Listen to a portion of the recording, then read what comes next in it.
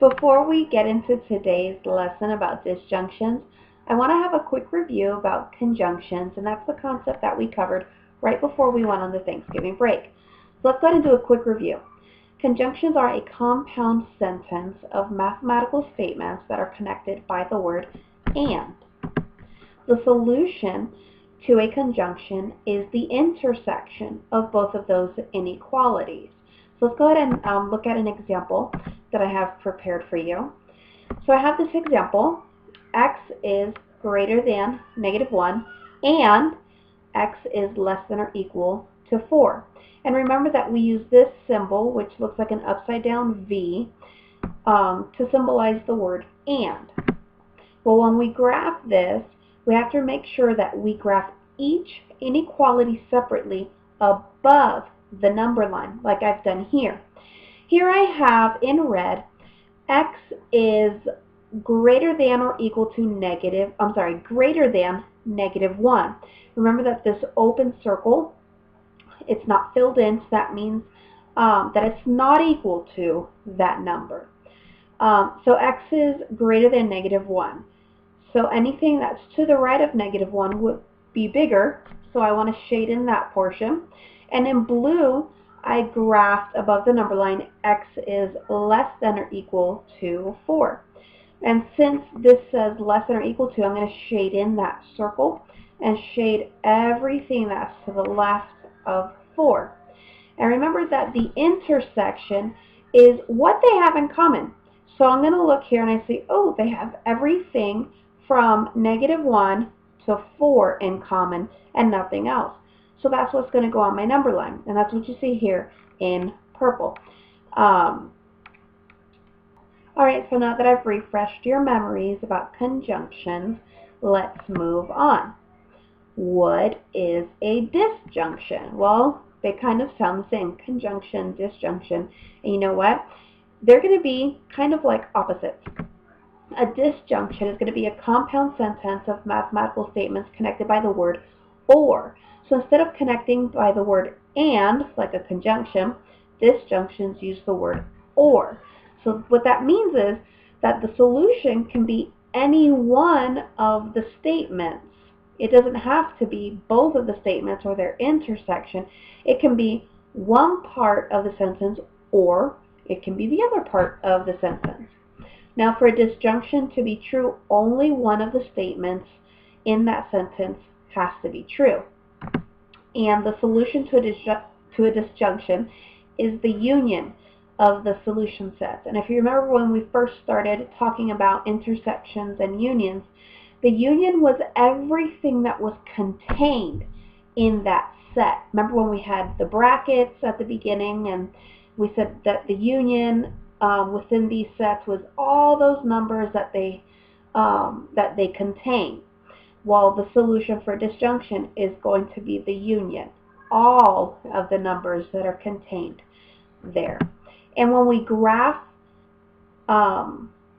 disjunctions, we graph them basically the same way that we do conjunctions. So let's take a look at how we do that. So write down these steps for graphing a disjunction. The first step is that we're going to graph each statement separately above the number line. Each part of the sentence, we're going to put that separately above the number line. And then we're going to identify the union of the two graphs, and we're going to graph that union on the number line. We're going to see what numbers basically are there that we can put on the number line. And then we're going to write the solution for the union. All right, so let's get ready and do an example. So we're going to take this disjunction that says x is less than 4 or x is less than or equal to 2. Now what I want to show you is that this symbol right here, which looks like a letter V, that's the symbol that we use to symbolize disjunction, to symbolize the word or. So with a conjunction, that symbol was an upside down V. For a disjunction, for the word or, that symbol is going to look like a letter V. So let's move on. Now remember I said that when we graph these, we graph the statements separately above the number line. So I'm going to take x is less than 4, and I'm going to graph that separately above the number line. So I'm going to put an open circle above the number 4, and because it says less than, I'm going to shade into the left, because all those numbers to the left are numbers that are smaller than 4. And then I'm going to take the second part, or the next part of my disjunction, and that one says that x is less than or equal to 2. So because it says less than or equal to, that means I'm going to have a closed circle. So I'm going to put that closed circle above 2 and shade in everything to the left, because it's anything that's less than 2. So all those numbers are to the left. Now if you notice in purple, what I did was I graphed on the number line the union of those two statements, or the union of the disjunction. And the union is all of the numbers that are contained in there. So that's going to start at 4, starting at the number 4, going all the way to the left. Okay? So on the number line, open circle on 4, and everything to the left gets shaded in. And we say that the solution is x is less than 4. The solution is going to be what we actually put on the number line. On the number line, I'm showing that I'm starting at 4, and x is anything to the left. X is less than 4. And that's what the solution is for this disjunction. So now let's go ahead and try another one, but this one's going to be a little more involved than the one that we just graphed.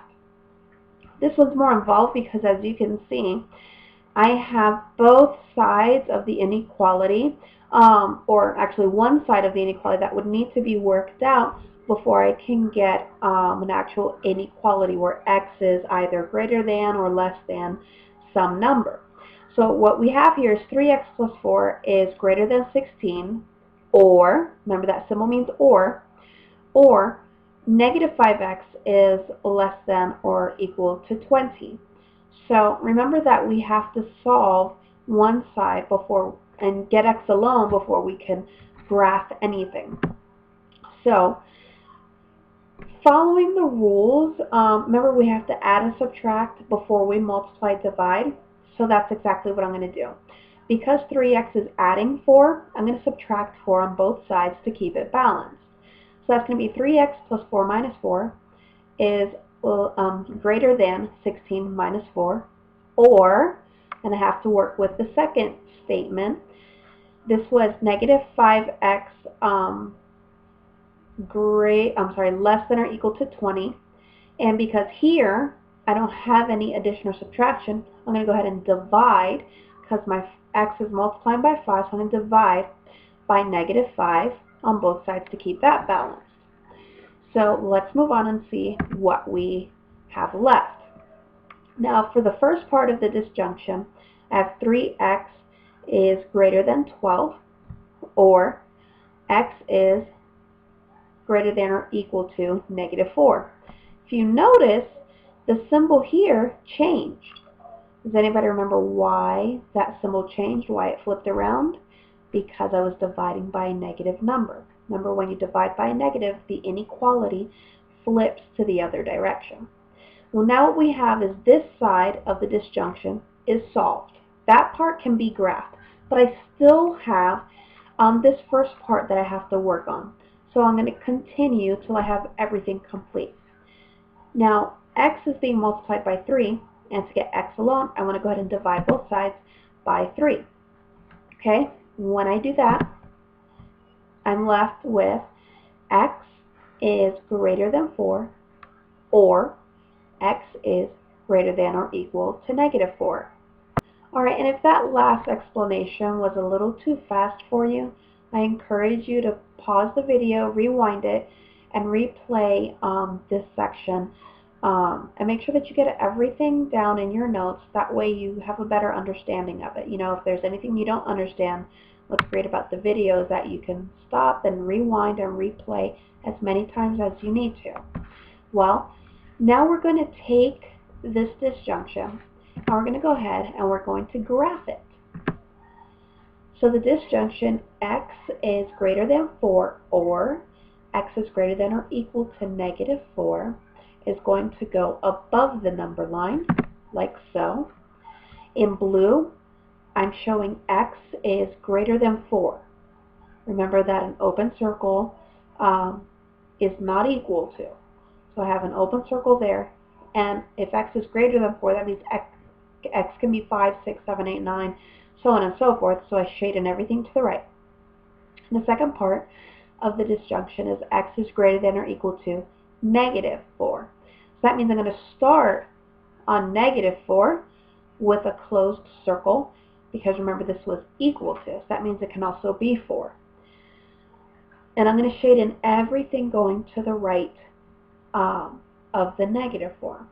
Now on my number line, what I'm going to put is the union. In the union is all the numbers that I'm using. So I'm using everything starting from negative 4 going all the way to the right. And that's what we see here on the number line in purple. And that's the graph of x is greater than 4, or x is greater than or equal to negative 4.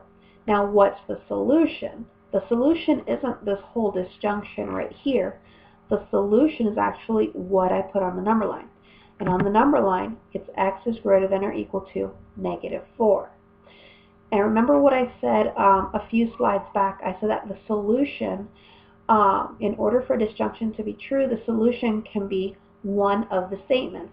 And if you look, this statement right here, x is greater than or equal to negative 4, is the same thing as the right side of the actual disjunction. So that means that this is actually going to be a true solution and a true disjunction. So now what I want you to do is take these two examples that I have, and I want you to write them down, and I want you to solve them. I don't want you to graph them, just solve them. So you're going to have x is greater than a number, or x is less than a number, x is greater than or equal to a number, x is less than or equal to a number. And I just want to see that you've worked both of these problems out, but I don't want you to graph them, okay? Just simply solve them. And that's going to be all for this video, for this lesson on disjunctions. So remember that if anything, you didn't get down or you were confused about, you can make sure that you rewind the video, play it as many times as you need to, so that you get an understanding of disjunctions. Thank you. Bye-bye.